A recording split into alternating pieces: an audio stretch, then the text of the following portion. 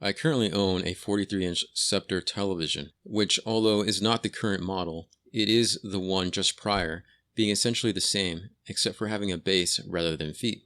I was looking for a new television to buy that was larger but did not want a Smart TV. Outside of Scepter, there weren't any good options. Most were very expensive or had an option to turn off the smart features of the TV, or so they claimed. And with Scepter, it is increasingly difficult to find one larger than 43 inches, not to mention Scepter is progressively producing smart TVs these days. Lately, it is more convenient to buy a smart TV, while it's becoming more and more difficult to buy a non-smart TV. There are other options, of course, monitors and a PC for one, and it's an option that I find favorable, but does not cover all the situations as an entertainment center that I would like to, not to mention the high price. Another option would be something mobile such as Android, which has its own limitations and overreaching abuse of privacy. Within this world, there is much that can be done, however, to mitigate the likes of Google, but even so, it's not ideal as a replacement for a TV. And a PC comes with its own trials and tribulations. Just for clarity, PC here is meant as in a conventional PC setup, including monitors.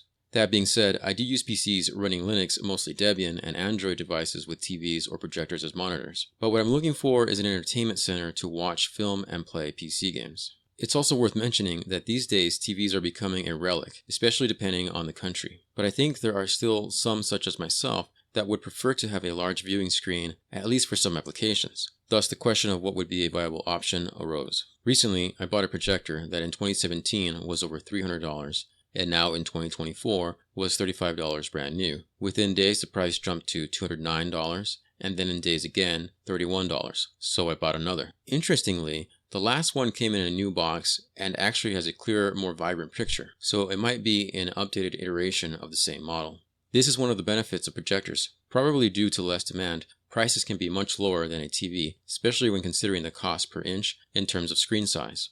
By comparison, the Scepter TV being replaced was released around the same time, is 1080p just as the projector is, but is still in the $200 to $300 range. As with anything, there are disadvantages to using a projector. The distance to the screen is a consideration that can turn out to be a serious impediment, and although I haven't had an issue with a lack of brightness, even in direct sunlight, which it actually handles better than the Scepter TV I replaced, it is something many complain about. Wrinkles or sag in the screen, blurring towards one or more of the edges or corners, and other drawbacks. Although projectors come in high resolutions now, they still will not be as sharp in image as a television. But on the other side of the coin, much like a projection TV, the darks and brights can look better in the right conditions, and the slight blurring has a natural anti-aliasing effect that softens the image favorably as far as I'm concerned. That being the case, the picture is still very sharp with modern projectors. Despite the cons, there are some aspects about projectors that I find especially attractive or romantic. First, the most practical reasons are that it's much easier to find a projector that has no smart capabilities or even Wi-Fi,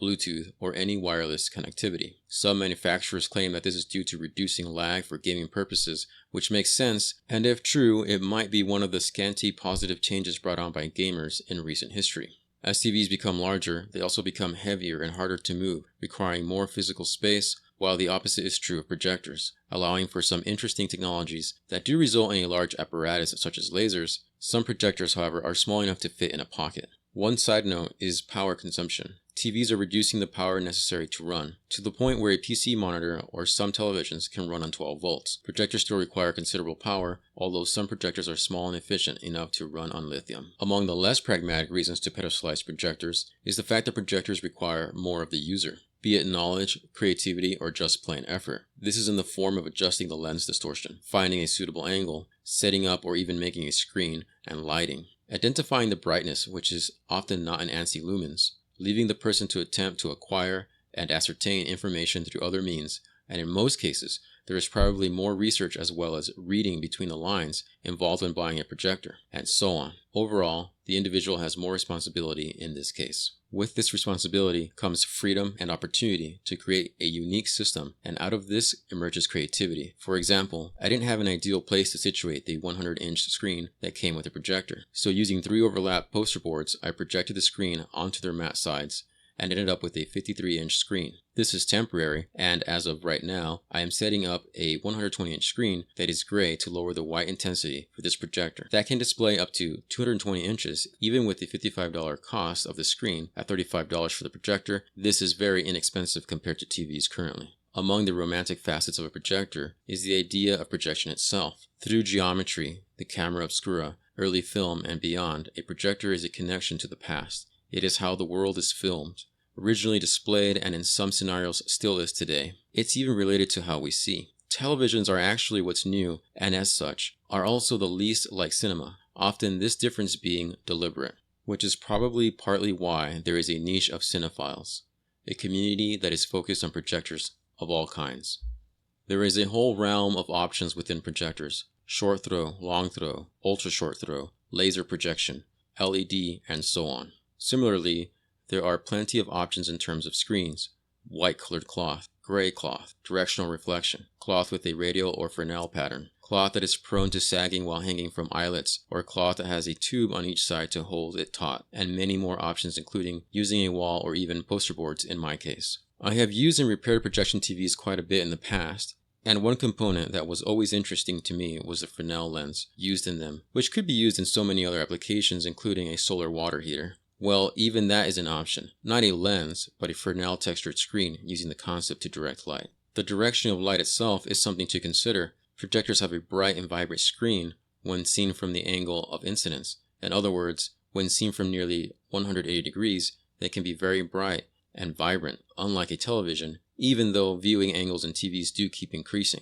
Because of this, one of the changes I'll be making to my own setup is trying different angles with the projection that are not transverse to the screen.